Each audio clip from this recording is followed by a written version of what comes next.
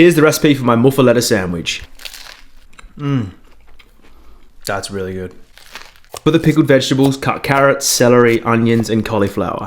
Add this all to a saucepan with salt, garlic cloves, coriander seeds, fennel seeds, chili flakes, apple cider vinegar, water, and bay leaves. Bring to a low simmer, then turn the heat completely off and allow to cool in the pot. Once cool, transfer into a sanitized jar.